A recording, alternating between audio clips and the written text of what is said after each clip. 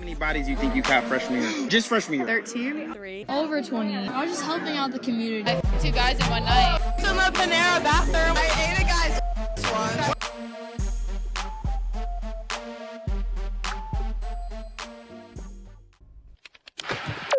As you just saw, this is what dating looks like nowadays. It's women going on social media, getting on YouTube videos, talking about their body count, how many guys they've cracked in one day, all of their one night stands, and they're waving them around like if there's some sort of like trophy, medal, an achievement or something. And I know you guys are gonna be like, bro, chill out. Like, they're just answering questions in a YouTube video, blah, blah, blah. Okay, yeah, I get it, right? But a man who has built himself up, his purpose, his money, everything around him that he's gotten, he's not gonna want a woman like that. Okay, a man that has worked so hard on himself, he's gonna want someone that won't affect his reputation.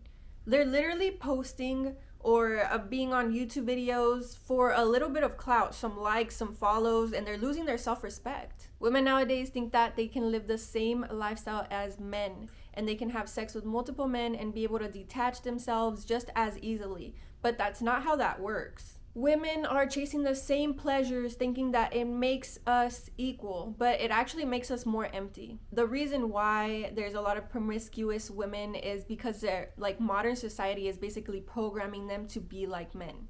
This would be masculine empowerment. It has been seen historically, culturally, biblically. So basically if you had access to many women, you were considered a powerful man. I think women got it a little twisted and messed up because they think that in order to have purpose and fulfillment, which is a masculine trait, they have to compete with men. So their thought process is, if I have access to as many men as I want, just like men have access to as many women as they want, I think in their mind it translates to how much power they have as a person, but it doesn't. They truly forgot that men and women are not the same. They'll never be the same. You can never be a man. You see, to them, it's all fun and games right now. They're going on dates back to back, and they're cracking men. They're cracking men back to back, and they're not thinking about the future or how it might affect them in the future. So in the long run, when they're like, okay, I've got ran through enough, let me just settle down. Now it's time to look for the love of my life.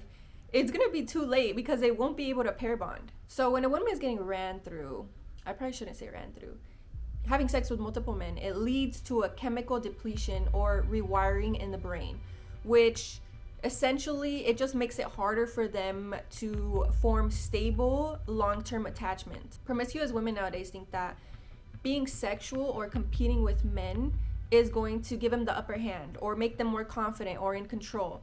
But in reality, it's just messing them up bad. When you're intimate with someone, your brain releases oxytocin.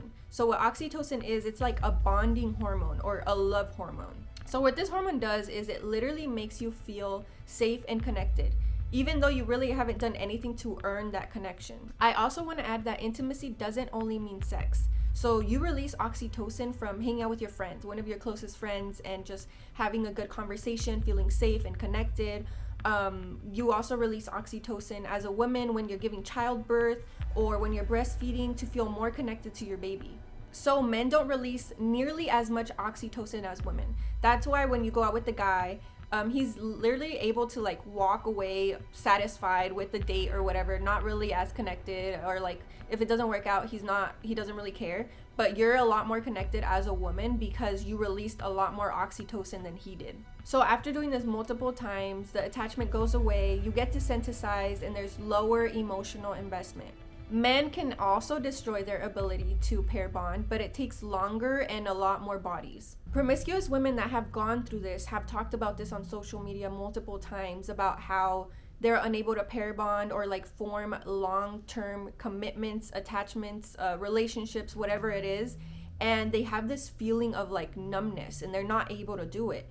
And I've seen so many videos of them saying that they're diagnosed with anxiety, depression, and all of these other things. You might have clicked on this video because you were curious or you were genuinely trying to see how to crack a man. But let's be for real, as a woman, if you were to go up to a guy, they're usually down for anything. I'm not saying all of them, but most of them are. I know women nowadays are trying to get power, but you want real power, It's when you get a guy that every girl wants and you're able to keep him. And he chooses to stay because of how rare, valuable, and untouchable you are.